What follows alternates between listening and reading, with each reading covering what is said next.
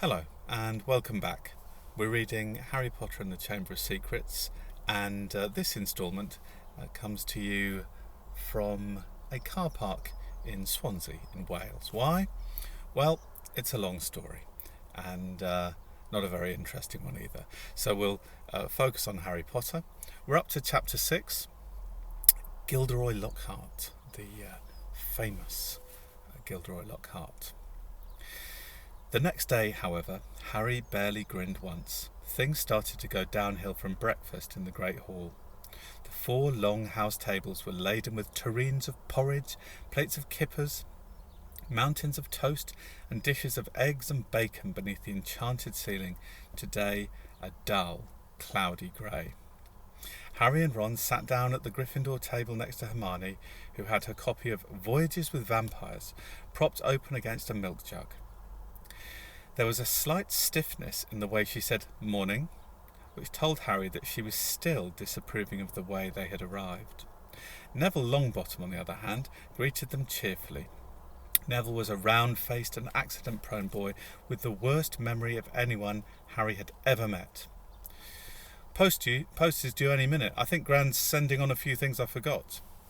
Harry had only just started his porridge when, sure enough, there was a rushing sound overhead, and 100 or so owls streamed in, circling the hall and dropping letters and packages into the shattering crowd. A big, lumpy parcel bounced off Neville's head, and a second later something large and grey fell into Hermione's jug, spraying them all with milk and feathers. "Errol," said Ron, pulling the bedraggled owl out by the feet. Errol slumped unconscious onto the table, his legs in the air and a damp red envelope in his beak. "Oh no," Ron gasped. "It's all right. He's still alive," said Hermione, prodding Errol gently with the tip of her finger. "It's not that. It's that." Ron was pointing at the red envelope. It looked quite ordinary to Harry, but Ron and Neville were both looking at it as though they expected it to explode. "What's the matter?" said Harry. "She sent me a howler," said Ron, faintly.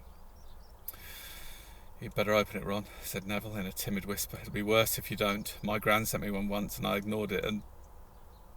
He gulped. "It was horrible." Harry looked from their petrified faces to the red envelope. "What's a howler?" he said. But Ron's whole attention was fixed on the letter, which had begun to smoke at the corners. "Open it," Neville urged. "It'll be over in a few minutes." Ron stretched out a shaking hand, eased the envelope from Errol's beak and slit it open. Neville stuffed his fingers in his ears. A split second later, Harry knew why. He thought for a moment it had exploded. A roar of sound filled the huge hall, shaking dust from the ceiling. "Stealing the car? I wouldn't have been surprised if they'd expelled you. You wait till I get hold of you. I don't suppose you stopped to think what your father and I went through when we saw it had gone." Mrs Weasley's yells, and 100 times louder than usual, made the plates and spoons rattle on the table and echoed deafeningly off the stone walls. People throughout the hall were swivelling round to see who had received the howler, and Ron sank so low in his chair that only his crimson forehead could be seen. "Letter from Dumbledore last night. I thought your father would die of shame. We didn't bring you up to behave like this. You and Harry could both have died." Harry had been wondering when his name was going to crop up. He tried very hard to look as though he couldn't hear the voice and was making his eardrums throb. "Absolutely disgusted. Your father's facing inquiry at work. It's entirely your fault, and if you put another toe out of line, we'll bring you straight back home." A ringing silence fell. The red envelope, which had dropped from Ron's hand, burst into flames and curled into ashes. Harry and Ron sat stunned, as though a tidal wave had just passed over them.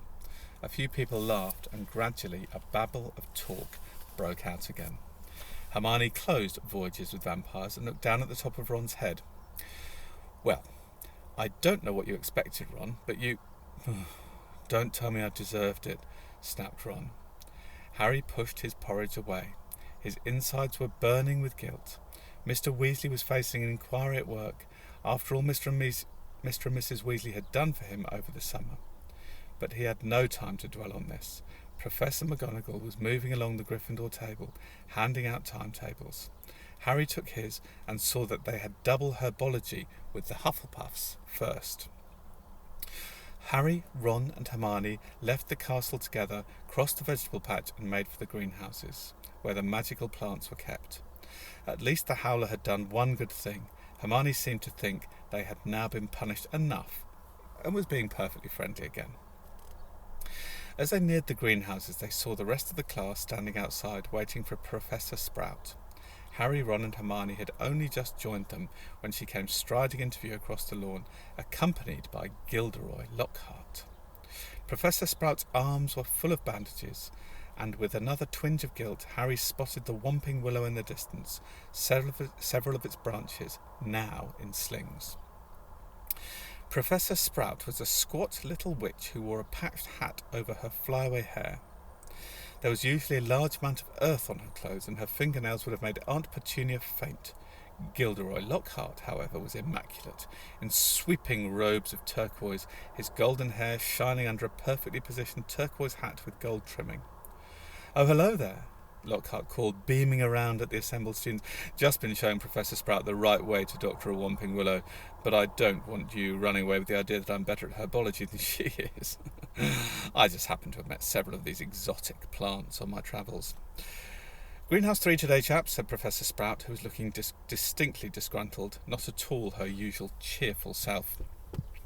There was a murmur of interest. They had only ever worked in Greenhouse 1 before. Greenhouse 3 housed far more interesting and dangerous plants.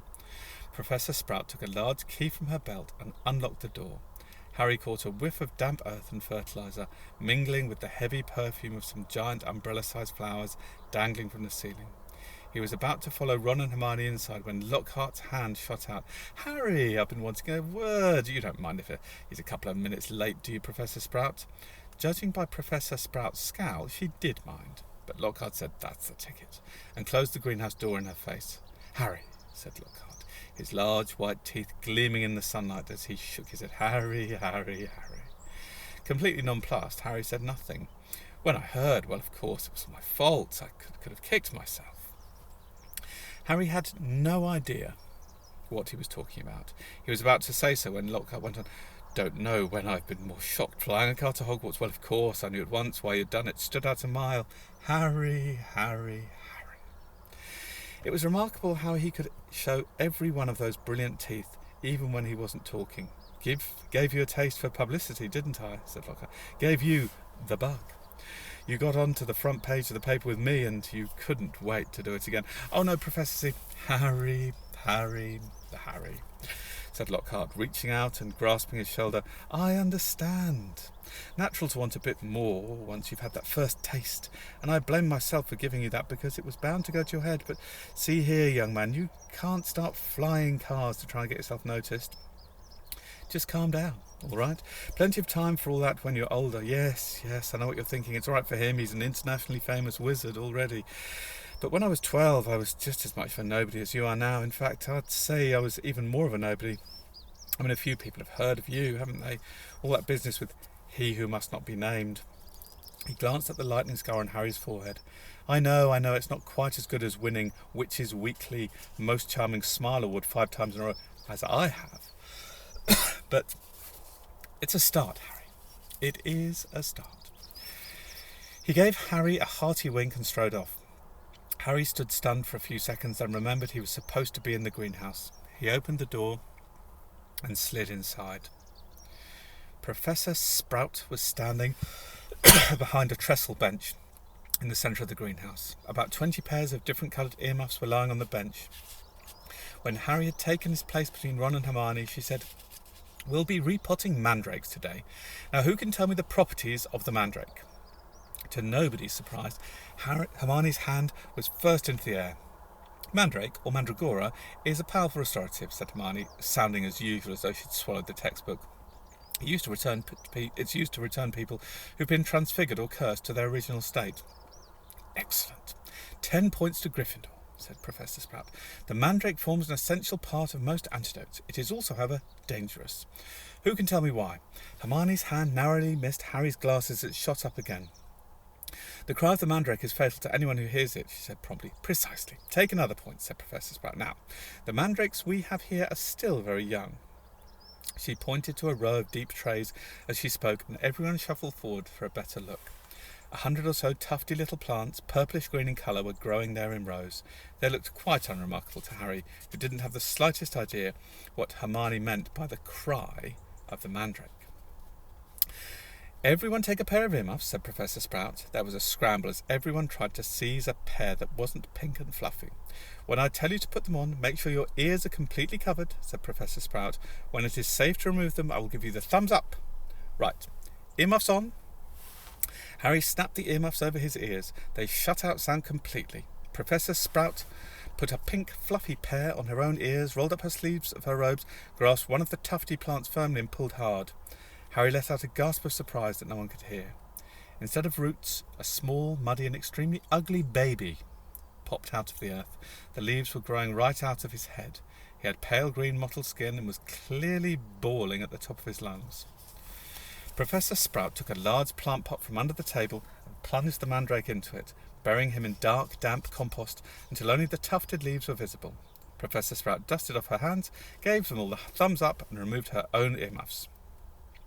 "As our mandrakes are only seedlings, their cries won't kill yet," she said calmly, as though she had just done nothing more exciting than water a begonia. "However, they will knock you out for several hours, and as I'm sure none of you want to miss your first day back, make sure your earmuffs are securely in place while you work. I will attract your attention when it is time to pack up. 4 to a tray. There is a large supply of pots here, compost in the sacks over there, and be careful of the venomous tentacula. It's teething." She gave a sharp slap to a spiky, dark red plant as she spoke, making it draw in the long feelers that had been inching sneakily over her shoulder. Harry, Ron and Hermione were joined at their tray by a curly-haired Hufflepuff boy Harry knew by sight, but had never spoken to. "Justin Finch-Fletchley," he said brightly, shaking Harry by the hand. "Know who you are, of course, the famous Harry Potter. I knew Hermione Granger, always topping everything." Hermione beamed, as if she had had her hand shaken too. "And Ron Weasley. Wasn't that your flying car?" Ron didn't smile. The Howler was obviously still on his mind. "That Lockhart's something, isn't he?" said Justin happily, as they began filling their plant pots with dragon dung compost. "Awfully brave chap. Have you read his books? I'd have died of fear if I'd been cornered in a telephone box by a werewolf, but he stayed cool and zap! Just fantastic. My name was down for Eton, you know. I can't tell you how glad I came here instead. Of course, Mother was slightly disappointed, but since I made her read Lockhart's books, I think she's begun to see how useful it'll be to have a fully trained wizard in the family." After that, they didn't have much time to talk. Their earmuffs were back on, and they needed to concentrate on the mandrakes. Professor Sprout had made it look extremely easy, but it wasn't. The mandrakes didn't like coming out of the earth, but didn't seem to want to go back into it either. They squirmed, kicked, flailed their sharp little fists, and gnashed their teeth.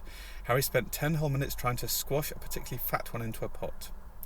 By the end of the class, Harry, like everyone else, was sweaty, aching, and covered in earth. They traipsed back to the castle for a quick wash, and then the Gryffindors hurried off to Transfiguration. We'll leave it there.